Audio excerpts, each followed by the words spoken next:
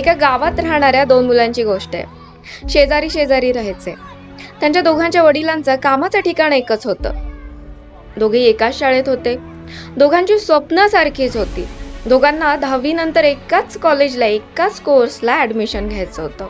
दोघांना 10वीला सारखेच गुण मिळाले, पण त्या कॉलेजमध्ये ऍडमिशन त्यातल्या एकालाच मिळालं. कारण त्याची जात. गेल्या अनेक दिवसापासून सगळ्या सोशल मीडियावर मराठा आरक्षण चांगलं की वाईट, ते हवंय की नको याची चर्चा सुरू आहे. अनेक मराठा युवकांनी आरक्षणासाठी आत्महत्या केली. अनेक ठिकाणी जाळपोळ सुद्धा झाली. याच्या आधी 2016 मध्ये कोपर्डी घटनेतल्या पीडितेला न्याय मिळवून देण्यासाठी सुद्धा मराठे एकत्र आले होते. त्यानंतर जवळजवळ 58 मोर्चे निघाले, पण 2023 मध्ये पहिल्यांदाच या आंदोलनानं हिंसक वळण घेतलं होतं. महाराष्ट्रात आतापर्यंत 12 मराठा मुख्यमंत्री झाले, पण एकनाथ शिंदे सोडून बाकी कुठल्याही मुख्यमंत्र्यांनी मराठा आरक्षणाला जाहीर पाठिंबा दिलाच नव्हता. मराठा आरक्षणाच्या प्रत्येक टप्प्यावर एकनाथ शिंदेंचा उघड पाठिंबा होता.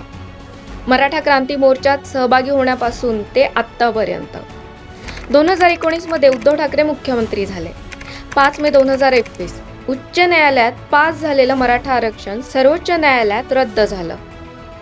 महाराष्ट्रात आधीच 50% पेक्षा जास्त आरक्षण आहे आणि शिवाय मराठा समाज सामाजिक आणि शैक्षणिक दृष्ट्या मागास आहे. ही गोष्टही सुप्रीम कोर्टात सिद्ध झालीच नाही.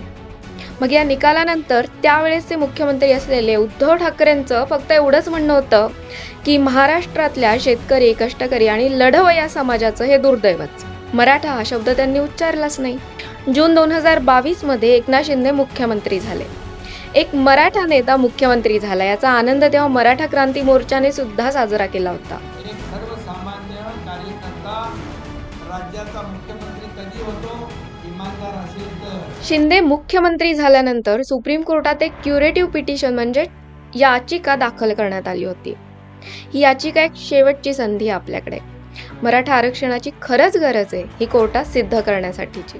तिकडे कोर्टात ती लढाई सुरू असताना महाराष्ट्रात अंतरवाली सराटी येथे मनोज जरांगे यांनी मराठा आरक्षणासाठी आंदोलन सुरू केलं. 1 सप्टेंबर 2023ला त्या आंदोलनकर्त्यांवर लाठीचार्ज झाला. अनेक जण गंभीर जखमी झाले.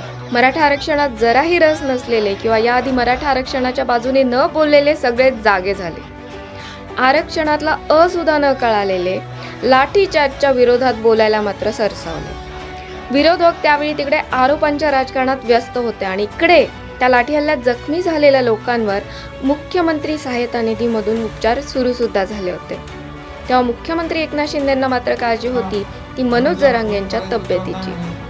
त्यामुळे सगळे प्रोटोकॉल सोडून मुख्यमंत्री शिंदे स्वतः मनोज जरांगेंना भेटायला गेले.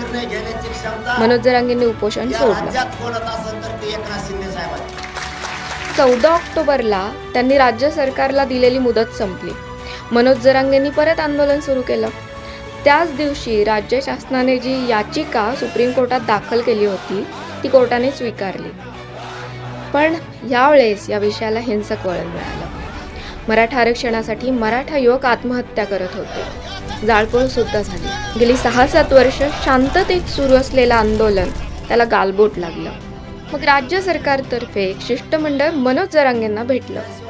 2 जानेवारी 2024 पर्यंतची वेळ देऊन मनोज जरांगेंनी उपोषण मागे घेतलं. कायद्याच्या सगळ्या कसोट्यांवर टिकणारं आरक्षण लवकरात लवकर मिळावं यासाठी एकनाथ शिंदेंनी सगळ्यांना कामाला लावलंय. सारथी आणि अण्णासाहेब पाटील आर्थिक विकास महामंडळ या दोन्ही संस्थांना जास्त सक्षम करून त्यांचा लाभ जास्त मराठ्यांपर्यंत पोहोचेल यासाठी आता हालचाली सुरू झाल्यात. फक्त मराठवाड्यापुरतं मर्यादित असलेलं कुणबी नोंदींचं काम त्याचा विस्तारही आता वाढलाय. परवा कोकणातली पहिली कुणबी मराठा नोंद झाली आणि आता तिन्ही कामांचा प्रत्येक आठवड्याला प्रगतीचा अहवाल बनणार आहे. एकूणच मराठा आरक्षणाच्या कामाला आता वेग मिळणार आहे. मराठा आरक्षण हा विषय गंभीरपणे घेऊन त्यासाठी प्रयत्न करणारे एकनाथ शिंदे हे पहिले महाराष्ट्राचे मुख्यमंत्री आहेत. आंदोलनकर्त्यांना राज्य सरकारची भूमिका ते सोप्या भाषेत समजावून सांगतायत. कोर्टाची लढाई कुठपर्यंत आली आहे ते आता एका सामान्य माणसालाही माहिती आहे. सुप्रीम कोर्टाचा निकाल आपल्या बाजूने लागेल, पण त्यानंतरही खूप मोठी लढाई बाकी आहे. पण या प्रक्रियेला आता एकूणच वेग मिळालाय.